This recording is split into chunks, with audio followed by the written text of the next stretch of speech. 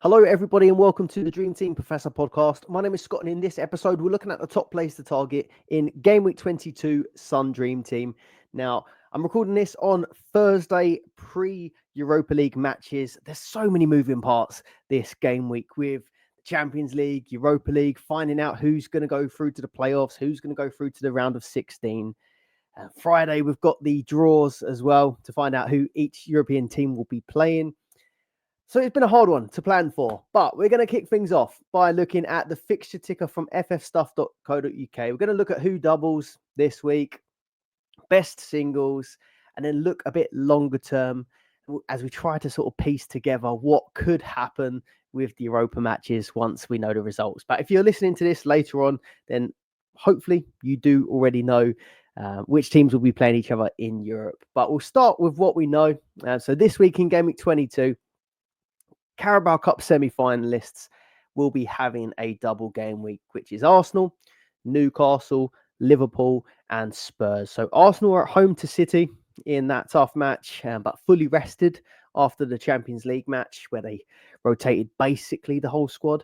And then Newcastle away in that second leg where we've got to try and overturn a 2-0 deficit away at Newcastle. So I'm pretty glad that we did rotate in Europe and we're going into this tough week fresh, but that is a tough double, I must say. Newcastle, home to Fulham, home to Arsenal. Now, their home form is pretty impressive, Newcastle's. That Fulham fixture, one that you'd usually favour them for. But obviously, they've got the lead, but that Arsenal game is still going to be tough. Liverpool, so Bournemouth away from home, and then Tottenham at home in the Carabao Cup. They're 1-0 down in the Carabao Cup to Tottenham, but Tottenham not in the best situation themselves at the minute. So this looks like quite an appealing one for Liverpool. But you can't underestimate Bournemouth either because they have been in decent form themselves. And then Spurs away at Brentford and away at Liverpool. So I think, again, that's going to be a pretty tough away double for Spurs, the form they're currently in.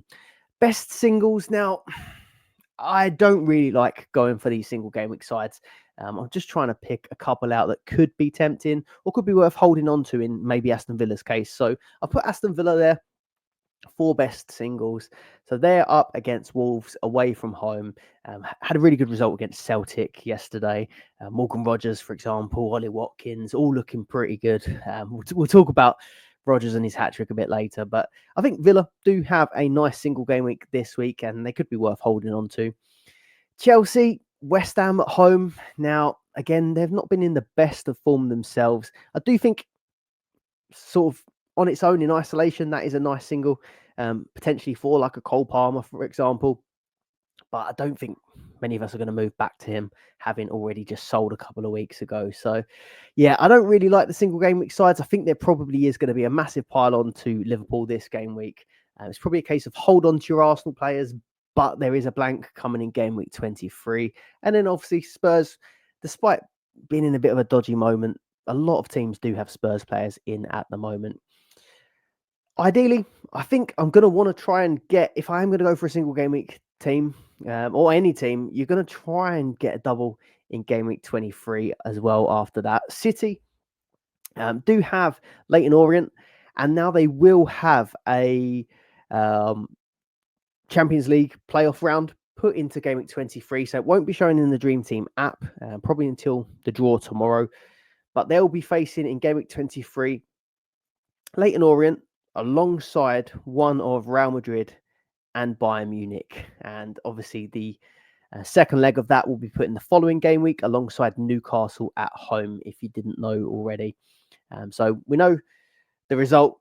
But Friday, they do the draw to find out who's got who, and that will include Europa League teams as well.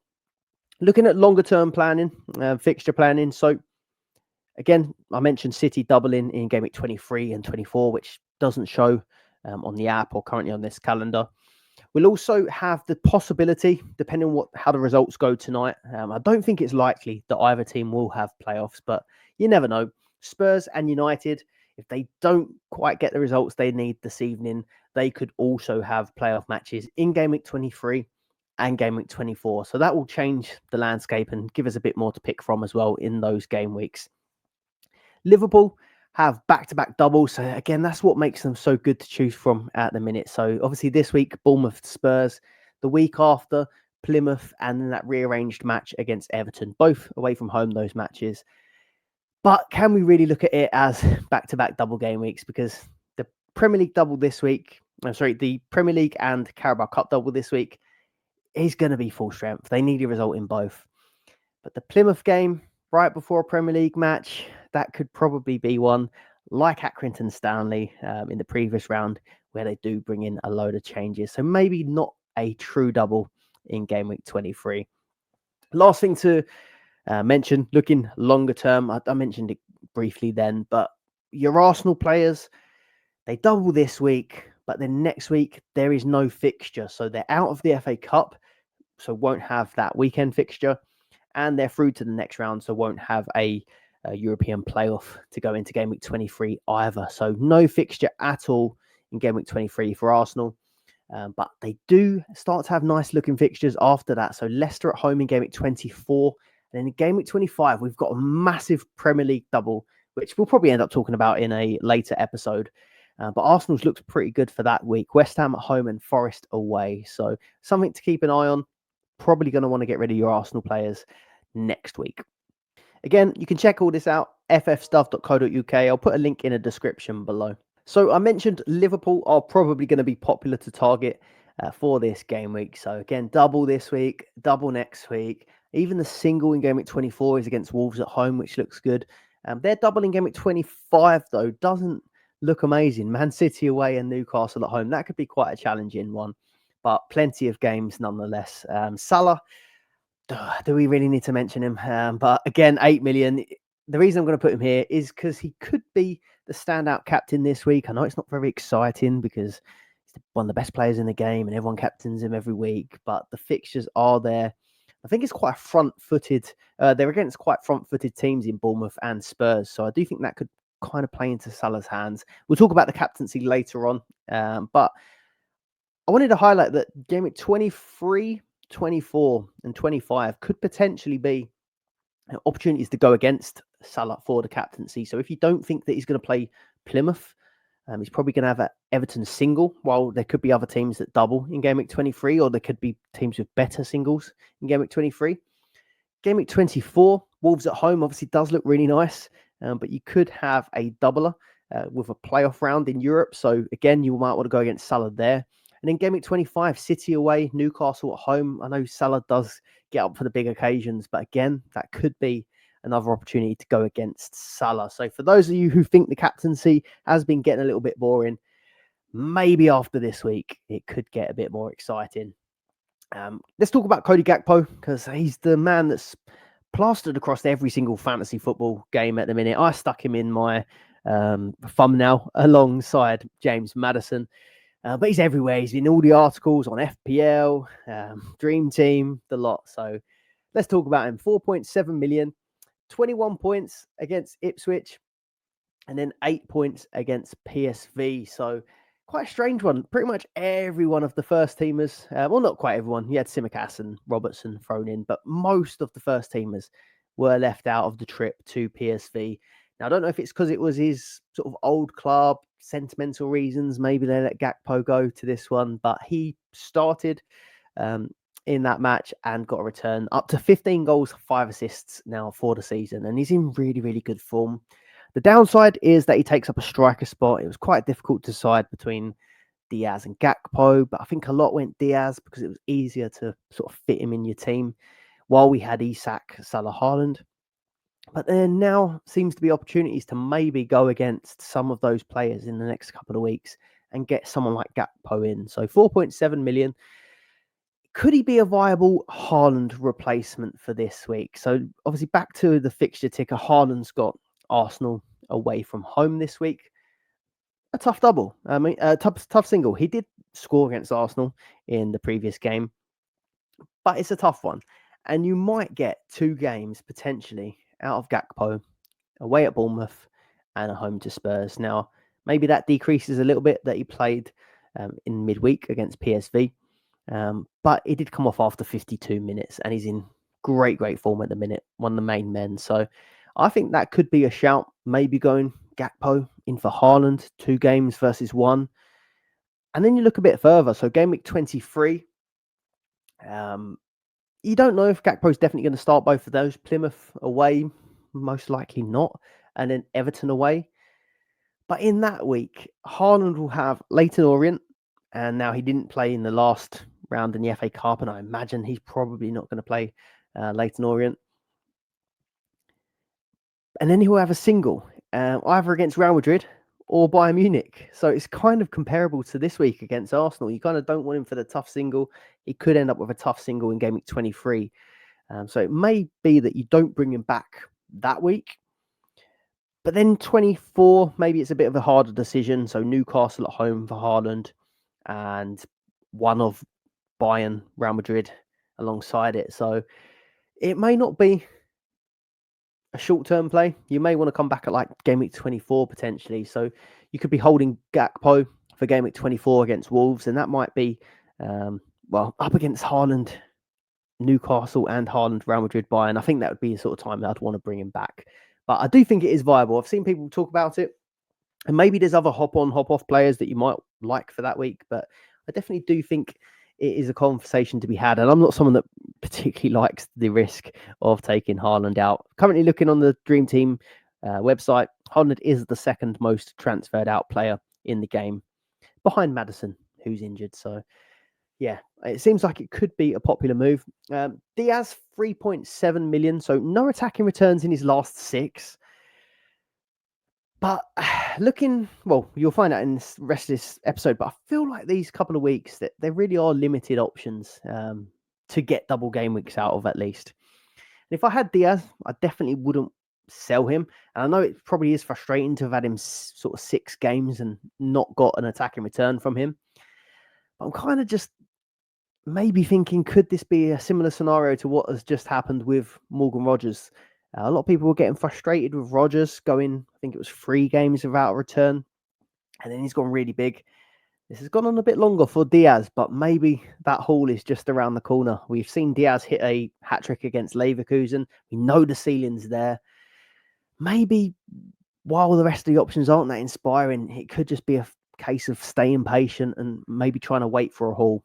12 goals, 4 assists for the season for Diaz. Probably is going to get a price drop as well, though. Trent Alexander-Arnold, we've spoke about him on many episodes now, but 6 million, up to 10 attacking returns for the season with 2 goals, 8 assists. He does seem to be on a bit of a roll with getting these returns now. The double up could be viable potentially for Liverpool if you are trying to get extra games. I like Tsimikas at 3.3 with the caveat that he isn't going to start every game and he will rotate with Robertson. But both of them started PSV.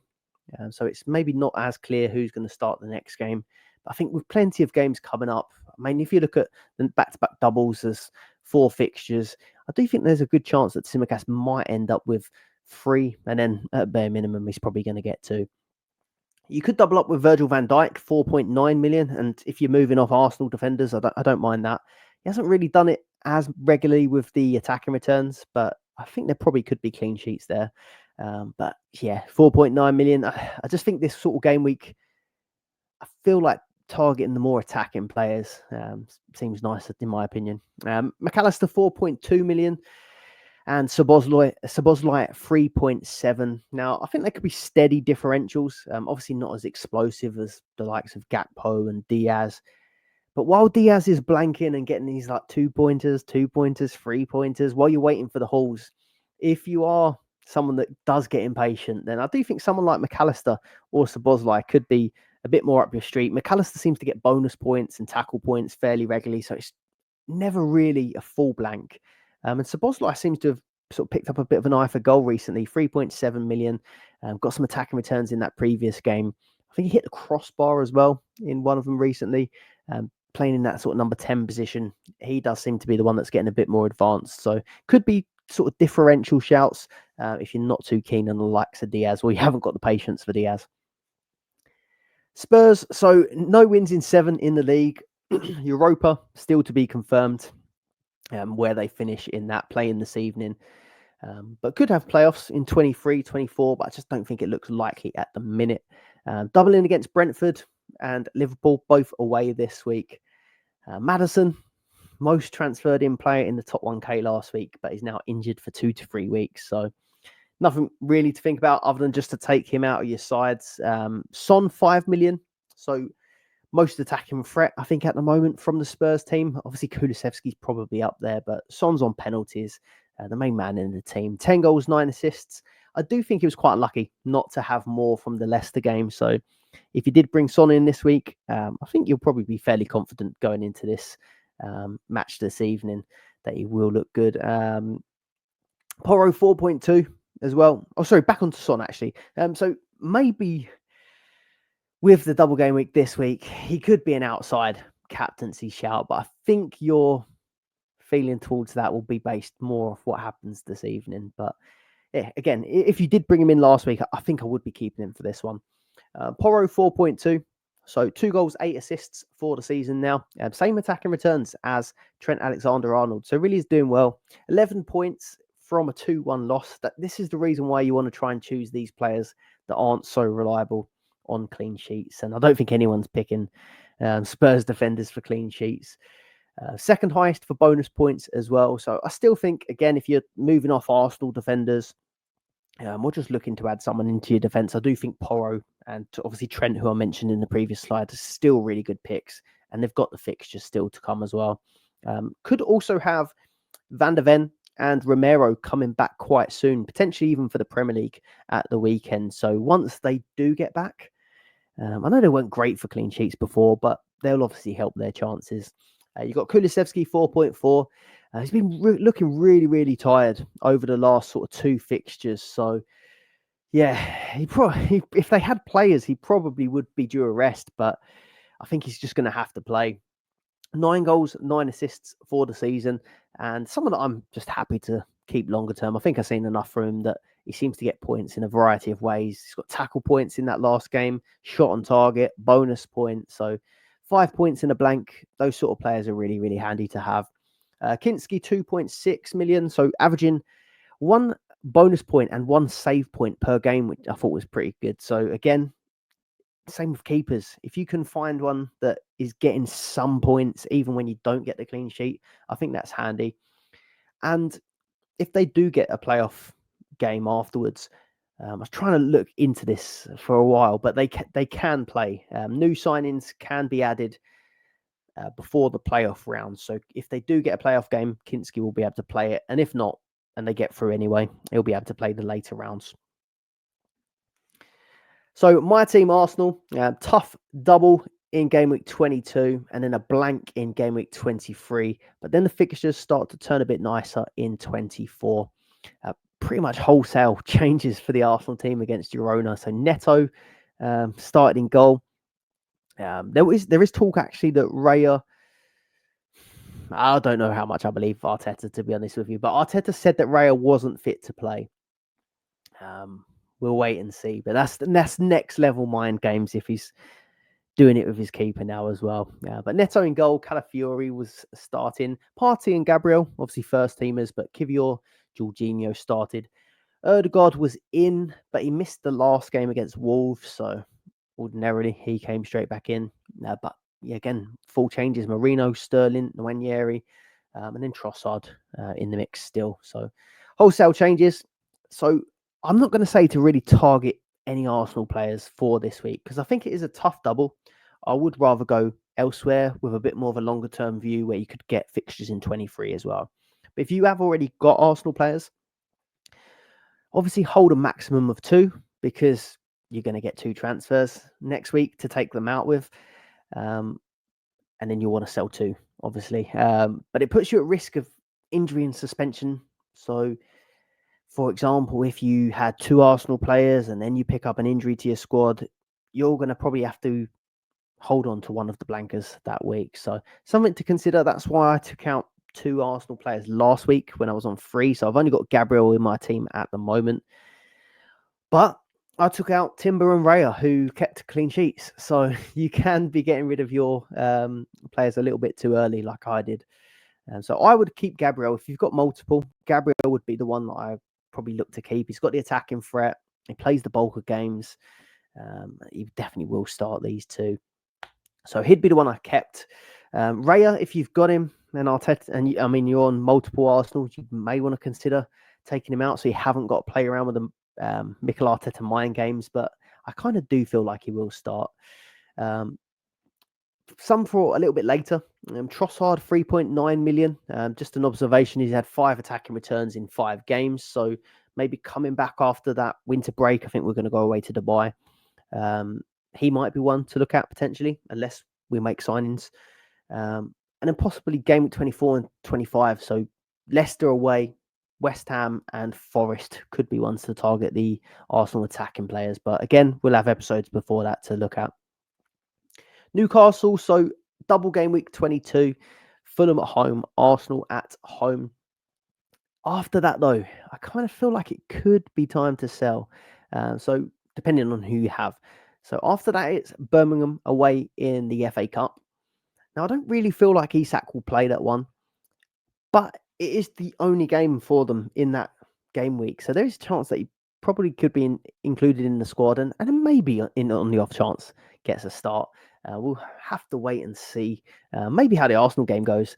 If they do end up going out of the cup, maybe they want to bounce back in the FA Cup, but I do think that would be a chance for rotation usually. Game week 24 though, Man City away. Game week 25, Forest at home, Liverpool away. I think 24 and 25 do look quite tough. So if there is maybe a case that you do make the Haaland move and take Haaland out for someone this week, you're obviously going to want to keep Isak for Fulham and Arsenal. But maybe you're not just bringing Haaland back in for the guy that you brought in this week. Maybe you can bring Haaland back in for Isak and get rid of him ahead of these more difficult fixtures. So 6.1 million, though, still the third highest scoring player in the game, even without European football. 19 goals, 7 assists, added another 2 against Southampton. I think he could be a captaincy shout. I don't think that's too much of an edgy take. Salah, obviously, I think is going to be the sort of hands down captaincy pick this week. But that's not a bad differential to go for. Fulham at home, Arsenal at home. The only thing I do wonder is maybe they have one eye on the cup game and maybe Isak gets a sort of 70-minute sub if they're ahead or something like that. But I do think he could be a decent shout for the captaincy if you are brave enough to go different against Salah. Gordon for 5.4 million. So he could be someone that would maybe be competition to going for one of the Liverpool midfielders, going for a Spurs midfielder. Got an assist against Southampton in the last game. 8 goals, 7 assists for the season. He definitely starts both in the double this week. And then it's looking quite likely that he could end up starting that game week 23, unless maybe they do some business and bring players in. I'm not sure, but you'd imagine they're looking quite low or short on wingers at the minute. Almiron went today. I think Almiron was confirmed today that he left. Harvey Barnes is injured. So I think there's probably a good chance that Gordon does start that one. It could be a nice fixture for him. And we did see in the last round that when Isak isn't on the pitch, Gordon's the penalty taker as well and the main man. So could be a decent shout across those 3 fixtures, Anthony Gordon. But again, like I said before, I'm probably not going to want him for 24 or 25. I've seen a few people ask about Hull, 4.4 million. Obviously, Newcastle were on quite a nice defensive run of clean sheets, and Hull was kind of at the heart of that, getting assists as well. So 5 for the season. Could be an option for the double. But I still think at this point I'd prefer to go for the Liverpool players and maybe the likes of Porro as well. I just think the fixtures are a little bit better. Man City, so they will have playoff rounds now, playoff matches in game week 23 and game week 24. So that's definitely confirmed. That's when they'll be. So one alongside Leyton Orient and then one alongside Newcastle at home. The only thing we don't know for certain is which 2 out of Bayern Munich and Real Madrid it will be. But yeah, either of them are pretty difficult fixtures, especially the form that City are in at the minute. So question will be, is it worth sticking with the Man City players at this point? Usually if you had a double game week coming, you'd be holding on to them. But I think where it's Leyton Orient in game week 23, you're expecting wholesale changes. So really it's probably better to look at this as 2 singles. And 2 singles, I know I'm Arsenal biased, but 2 singles against probably 2 of the best sides in Europe. You'll pull me up on that, I reckon, some of you. But yeah, Bayern, Madrid and Arsenal, not teams that you want to have a single game week against. These new signings that they've had, Marmoush in particular is going to be one of interest. Those signings, like I mentioned, can be added ahead of the playoffs. So in Game Week 23, you could see Marmoush playing in the Champions League for Man City.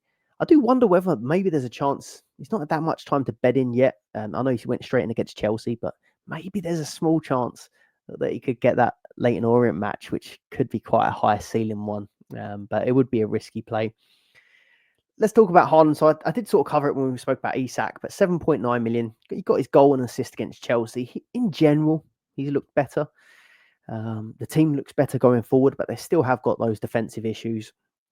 But a 4-point blank against Bruges probably is contributing to him being taken out quite a bit. Second most transferred out in the game. I'll come on to my team in a bit, but I am talking myself into selling him and bringing him back in either Game Week 24 with that double of Newcastle plus the Champions League match, or 25. Liverpool home, Spurs away. Now, I know they're tough fixtures, but again, I do think they're games where Haaland could still score. So that's how I'm feeling about it at the minute. I'm not against people that want to sell him. But again, it's Haaland. Anything can happen. He could do really well against Arsenal in a single. He could do really well against either Real Madrid or Bayern. So you are always taking a chance, taking him out. But I think it could be a play. Foden 6.6. 8 returns in his last 6 pre the Bruges blank. So he is starting to find that form that we remember from him. I imagine will be quite highly transferred out this week, potentially, with people having the same sort of idea as Haaland, but maybe not wanting to move Haaland on. The reason I'd be more inclined to keep Foden than Haaland, I feel, is just because both have that single against Arsenal, both are going to start, and both have probably a quite even chance of returning. But in the Game Week 23, I feel like there's more chance that Foden could get Leyton Orient than Haaland. I feel like Haaland's probably not going to be involved at all. Whereas Foden against Salford was on the bench, but he did come on and then wasn't it an assist? Got an attacking return. So maybe there is the chance that happens in the Leyton Orient match. But again, most likely outcome is they probably neither of them are involved. But I think I've seen people ask as well, should they take both of them out?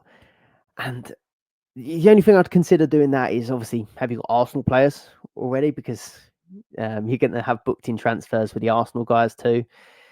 And then it may become harder to bring them both back in at the same time. And do you really want an outcome where, I don't know, if Haaland does go off in Game Week 24 and you're in a rush to get him back, could you end up snookering yourself and not being able to bring back Haaland and Foden at the same time? 2 players that probably will be quite highly owned. I feel like it's probably just safer to go against one of them and then probably keep the other. Marmoush, I mentioned, maybe he could be an outside shout. I was quite impressed with him in that Chelsea match. Playing quite a bit more narrow than what we've seen City do with their wingers, and it's given this man license to get forward a bit more. In Vardiol, 4.2 million. So he got his goal against Chelsea. And playing a bit more like how we remember him from sort of the tail end of last season and the beginning of this, in those sort of attacking wing positions. And he popped up in that position again against Bruges, but put a cross in. I think it was a cross that was put in for an own goal. So 18 points for the game week for Vardiol. I do think he's a decent shout as well. I do think that he's probably going to get benched for Leyton Orient. I do think they'll rotate for that one. But you imagine in all these sort of vital Champions League matches, he will be involved and he can always be a threat. So I don't think Vardiol is a bad shout. Aston Villa. So obviously a great result for them, 4-2 against Celtic, and Morgan Rogers, fantastic. But I am a little bit disappointed that they haven't ended up with playoff matches. I bought Martinez in the week before. They had around a 50% or just over 50% chance, I think it was, of getting straight through to the round of 16, but they done it. And now they just have singles coming up. So a little bit of a shame, I think, for Dream Team purposes. But the singles look quite nice. So Game Week 22, Wolves away. Game Week 23, Tottenham at home.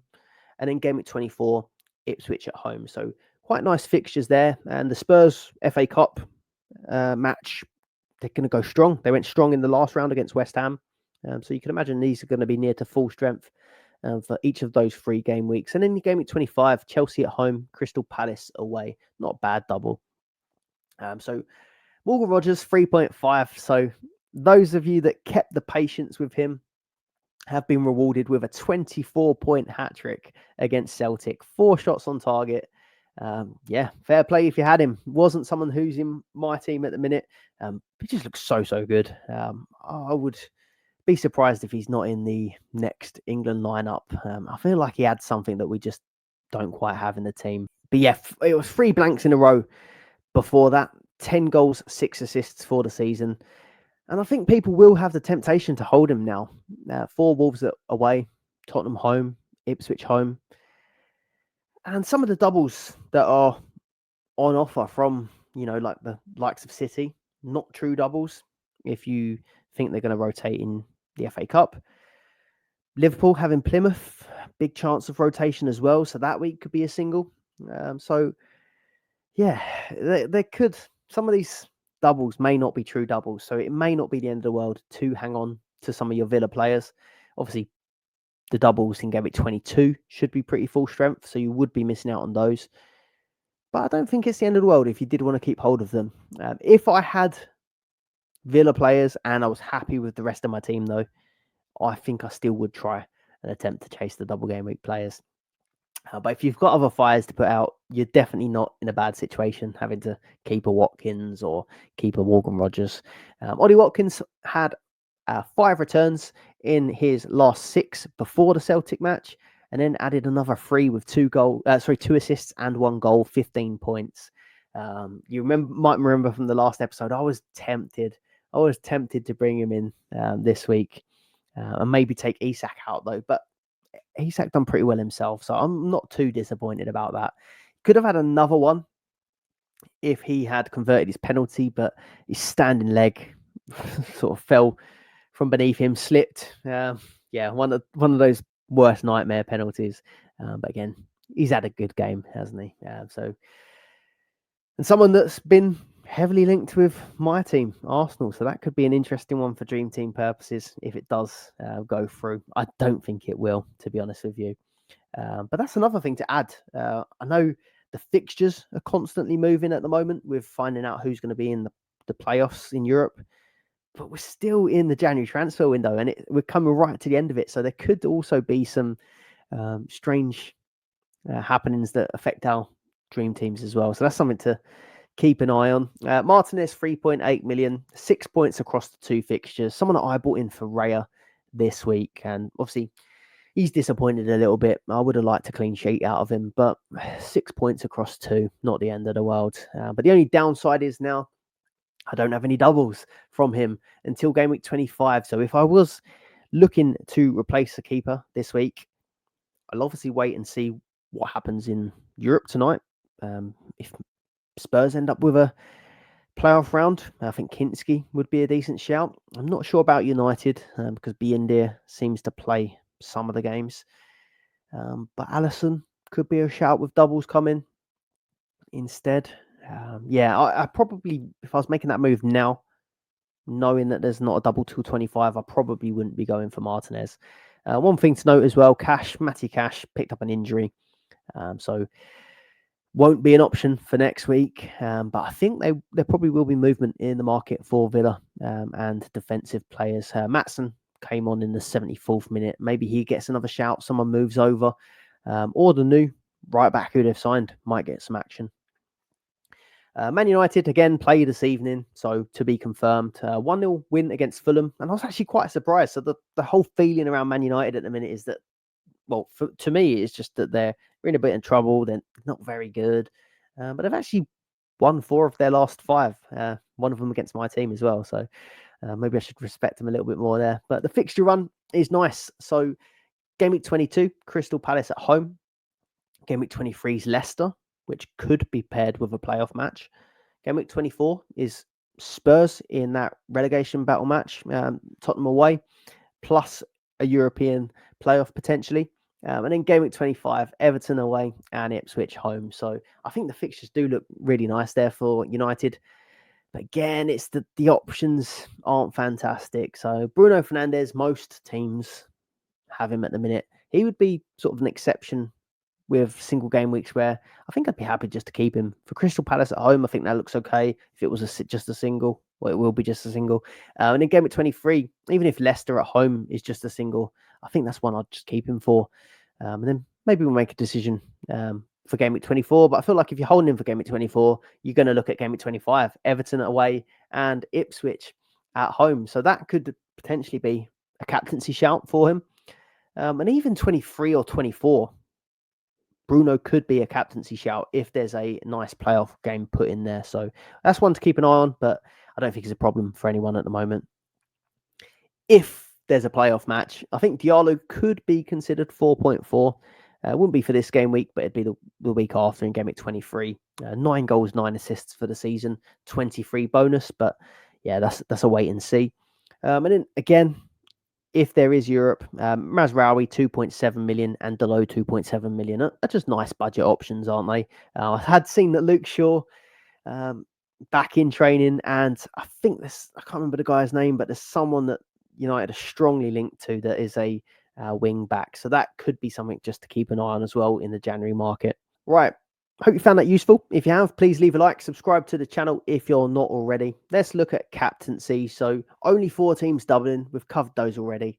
We'll start with Liverpool. So I mentioned it already. Salah's likely going to be the standout pick with Bournemouth away, Tottenham at home. I think they are 2 front-footed sides. Bournemouth looking really good, and Bournemouth aren't going to sit back and just trying to park the bus or anything. They are going to try and get at Liverpool, which could open up opportunities for someone like Salah. And then the way Spurs have been playing recently, maybe they get some players back in Romero and Venn, but how fit are they really going to be? So I do think Liverpool are going to cause trouble for both of these sides, and I think Salah probably is going to be the standout captain. If you are looking for a differential, and I think I did see some people in the comments last week did go for Gakpo. So again, Gakpo this week, if you want to go for someone that's in form, in a good moment, but not Salah, not the same captain as most people, Gakpo could be a shout, but obviously doesn't quite get the minutes that Salah gets. Less reliable for starts than Salah and doesn't have pens, so you know the risk.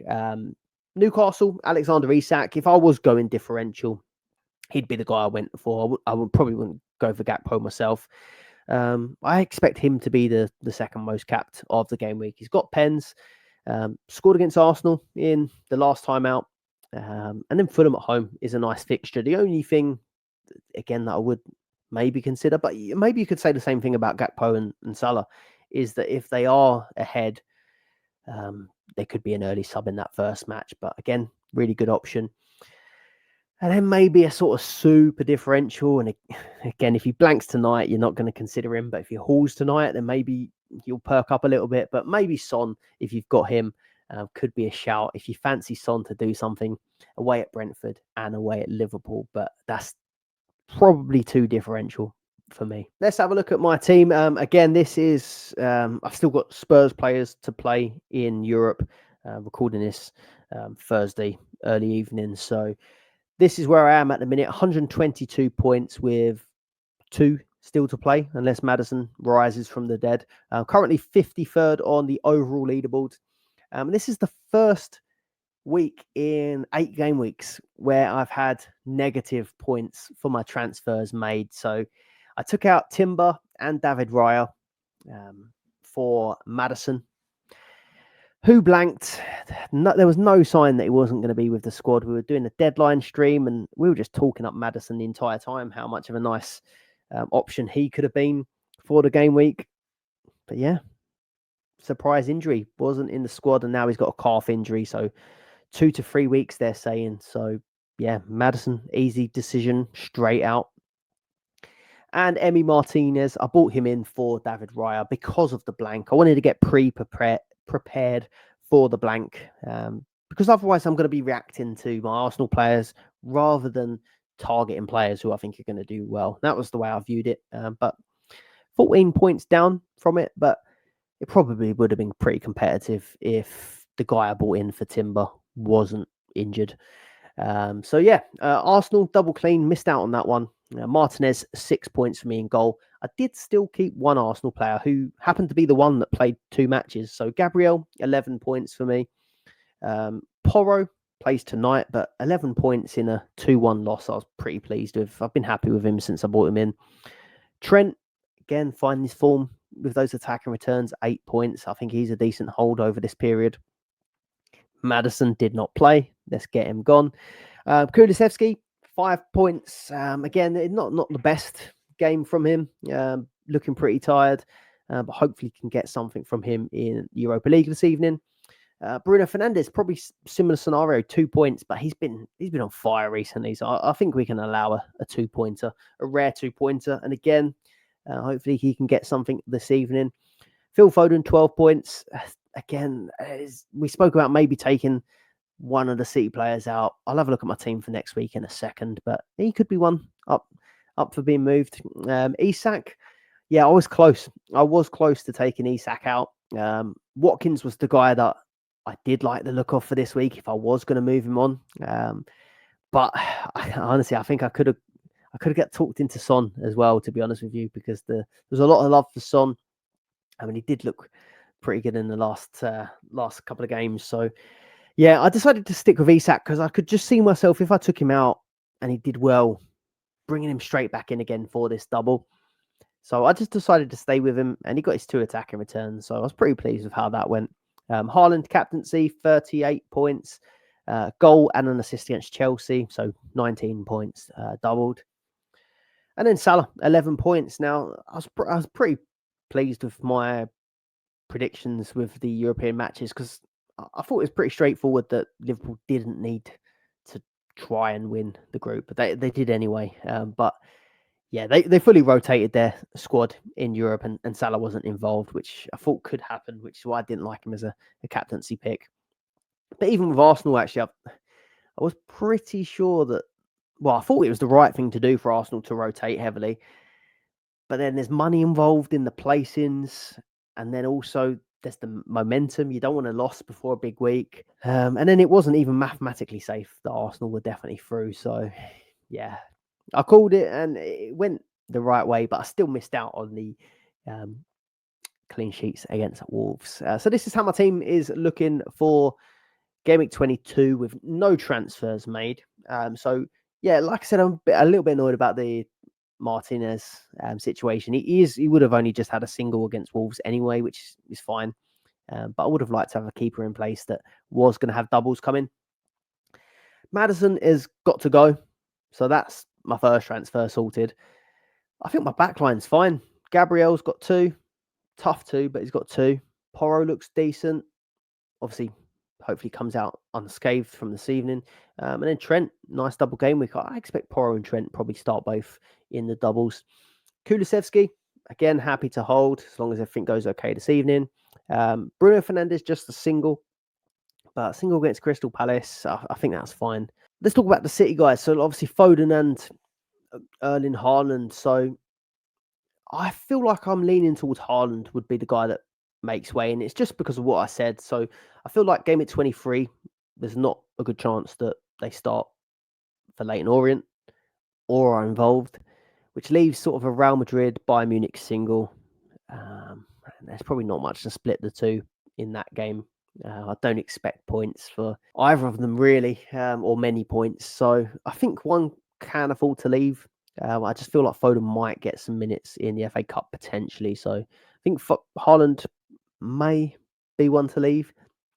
And then it's a decision of whether you just get them straight back in the week after, or save it for that game week 24 of Newcastle, and then the second leg of either Real Madrid and Bayern. So, yeah, tough decision to make. But I feel like if there's ever a week to sort of go against one of those highly owned guys, I think it's probably the week to do it. I think if I was to take Haaland out, I do also think that it would leave a little bit of flexibility.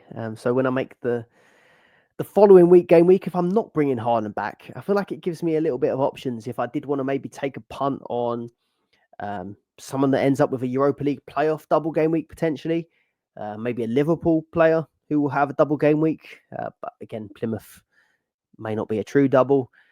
But even if there was like the off chance that you wanted to take a punt on an FA Cup fixture, maybe, I still feel like freeing up those striker spots gives you a little bit of flexibility with what you do, because I've been pretty stuck on Isak, Haaland, Salah, and it sort of rules you out of any of the sort of attacker moves. But it does give you a little bit of scope to maybe have a little bit of fun. If you did want to go for a doubler and there's a few extra playoffs, obviously that could be a route. But then there could be some nice games that you just want to take a one-off in Game Week 23 on a FA Cup fixture, for example. So that could be something we talk about for next game week. But of course, all of this sort of planning could change depending on what happens this evening in Europa League. And then obviously what happens on Friday, what teams get drawn for those playoff matches. So yeah, it's going to be right down to the wire for this game week. As always, if you've got any questions, do drop a comment below and I'll do my best to get back to everyone. Also, something that I've seen that I think is really good, and I would encourage it because I just think it's cool. It turns it into more of like a forum rather than a back and forth. Chime in the comments. Like, there's no reason why you guys can't give your feedback to other people and have a chat. I've seen people doing it in the comments below. If you want to ask for advice, it may not necessarily have to be from me. You can help each other out of the kindness of your own hearts, as long as you're not competing too much with each other. I think that could be quite a nice thing to see. So yeah, by all means, get involved in the comments, ask your questions, but help other people out as well. Also, do check out the latest episode of the Dream Team Tonic podcast with myself, Ben, and Tony. We talk through Game Week 22 and our thoughts and plans from a few different perspectives. So yeah, do tune into that one. There'll be a link in the description below, and good luck for Game Week 22.